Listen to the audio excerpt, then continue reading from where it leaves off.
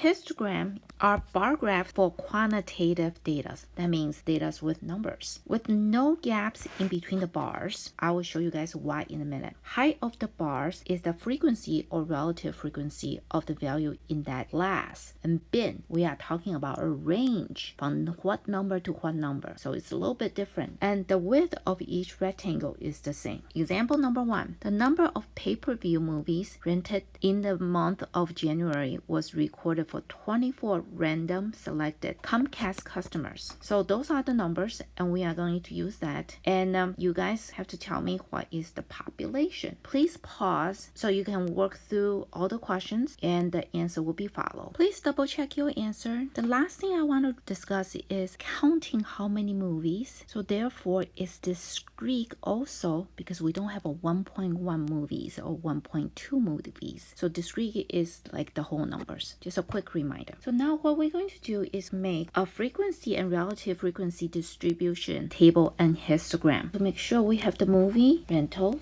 and this is the frequency, and the next one is relative frequency. So now movie rentals, there's movies up here that you can see that's smallest number is 4. So I'm gonna start with 4 and then let's see can we fit all of them in by 1. So it's 4, 5, 6, 7, 8, 9, 10, 11. Perfect. And if you just scroll up and down or make the screen a little bit smaller, you can actually see there's 2 4s and there's 3 5s and there's 1 6 and 5 7s and then 8 7 and 9 you'll have 3 10 you should have 2 over 24 or 1 over 12 3 over 24 1 over 24 5 over 24 and 7 over 24 3 over 24 and if you want to reduce it that's 1/8. Usually we prefer you do that's 1/12 and that's going to be 1/8. 2 over 24 that's going to be 1 over 12 and you have 1 over 24. And when you figure out the decimal by punching the calculator, that's going to be about 0.083 and second one is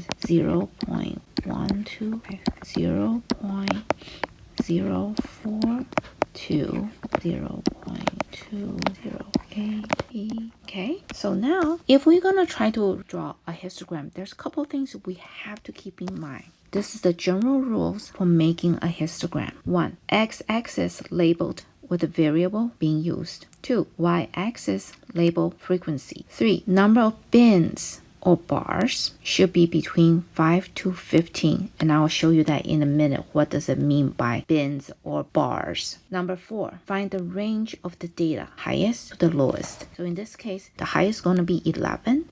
The lowest will be 4 movie rentals. Divide the range by the number of bins you want. Round your answer if needed. This is the bin width. Number 5, start numbering graph using the smallest number in your data set. Find your bin boundaries by adding the bin width to your lowest number. Number 1, we are going to label the x-axis, and the x-axis is going to be the movie rentals. 2, label frequency. 3, number the bin should be between 5 to 15. Because our data set is kind of small, we are going to see can we get away with 4. Then I'm going to round it up with the bin width to 2. So every single bar width is going to be 2. They say the next one, start numbering the graph using the smallest number in your data set. The smallest number in our data set is 4. So I'm going to start with 4 and I'm going to go up by 2. So that's going to be 6, 8, 10, and 12. That's how I'm going to label my bin size because my bin size is right here going up by 2. Now my frequency is on the side. Now if you look at the frequency, the biggest number on the frequency is 7. So I'm going to go with 0 to 8 and then I'm going to take the frequency and say, okay, this is the highest point that's going to give me 8. Halfway is going to give me 4 and then the other halfway is going to give me 6 and this is going to go 2. Now you can do all kind of tick mark. I find it so messy, so I don't like to do that. Now we are going to put down the different frequency that happen in that bin. So in this case, you are going to put between 4 and 6. So between 4 and 6, that's group. So there's 5 movies in there. there's 5 movies. Then 6 and 7, 6 to 8, which is going to be this gap. That is going to be 6 movies. You'll notice we don't have gaps. It's between 2, 8 movies, not more than 8 movies, at 8. Now 8 and 9, I think we miscalculated. So we're gonna have 7, so it's 10. We need to add a little bit more. This is 10. And then you have the next one, which is between 10 to 11. Okay, that's 3. That is how is histogram being done. Understand that we don't just have a number on the bottom. We have a range. And that range between 4 and 6 right here, this is called a bin. Okay, that's called a bin.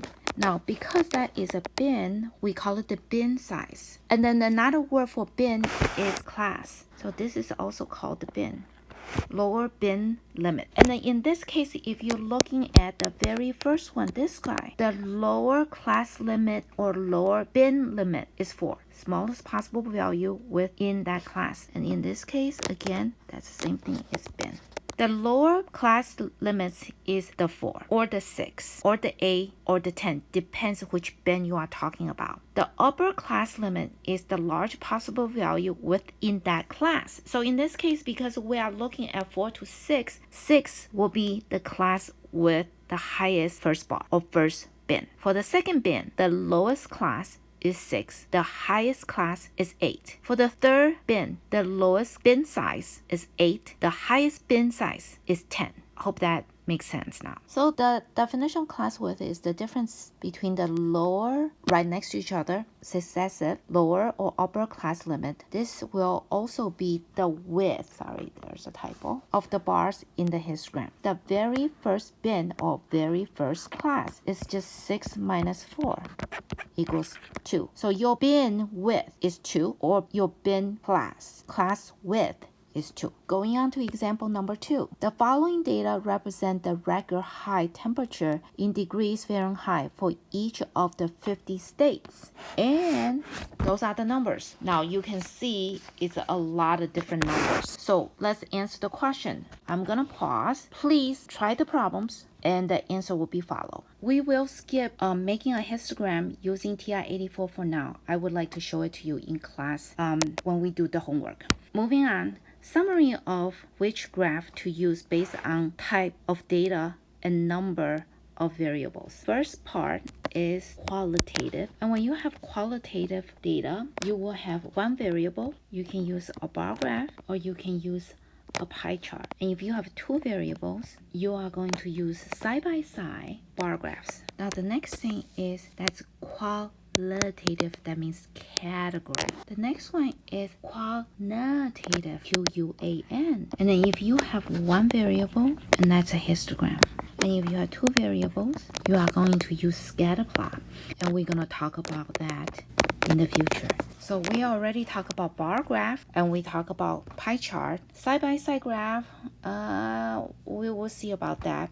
We definitely talked about histogram, and we in the future will talk about scatter plot. Couple things that we also want to talk about is what graph would you be most appropriate to summarize data for each following. Now read through the question. Of an emergency room documents the reason for the emergency room visit, broken bones, etc.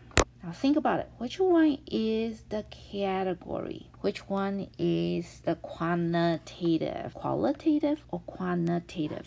So in this case, the first one is going to be something that we talk about. The emergency room that documents the reason for the visit. So therefore, broken bone, high fever. So it's qualitative. So it's going to be 1 variable because it's only reasons for emergency room. We're trying to find out what is going on at the emergency room. It's going to be 1 qualitative. And we are going to use the bar graph. We don't want to use pie graph. We could, but pie graph usually is harder to do. The next one, read this. A hospital randomly looks at files of patients who have had a day overnight and records the number of days in the hospital for each patient. how many we are staying overnight, number of days. One, only one, how many days they are staying. This is one variable, and that is going to be quantitative.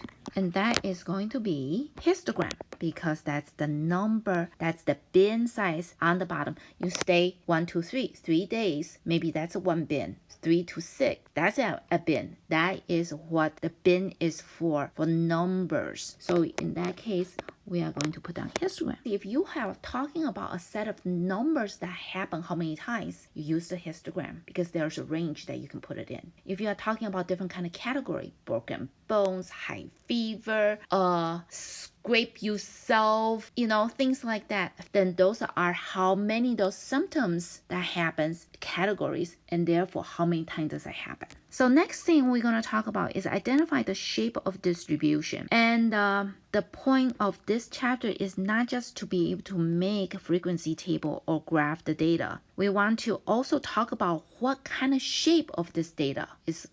When you graph it, what is the shape of that graph? So number one of the characteristics we will be interested in is the shape of the distribution. 2, drawing inferences using the results of a set of simple data. 3, use histogram to look at 3 things: the shape, the center, and the spread.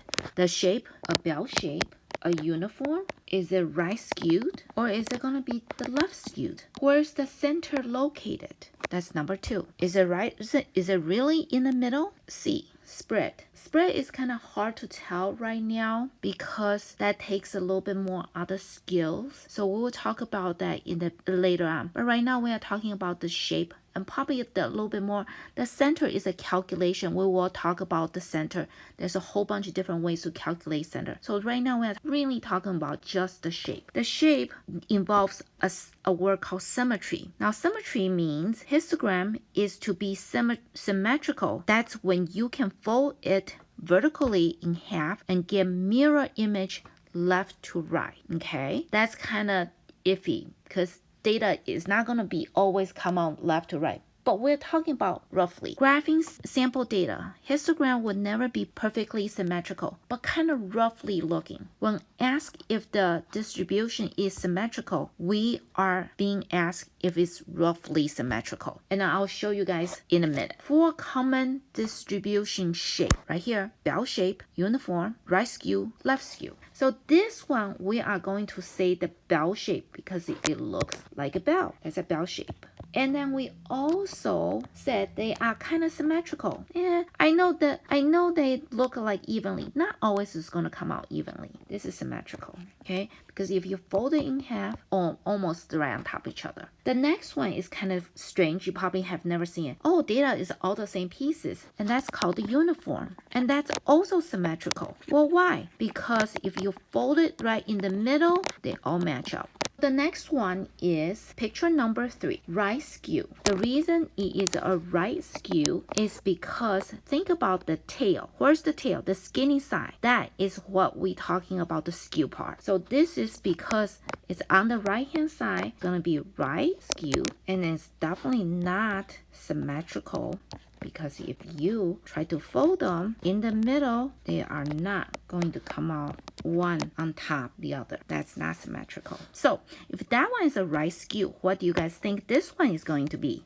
Well, since the tail side of it is on the left hand side, it's going to be a left skewed. And it's definitely not symmetrical. That's notes for 3.4 histogram. Thank you so much for watching.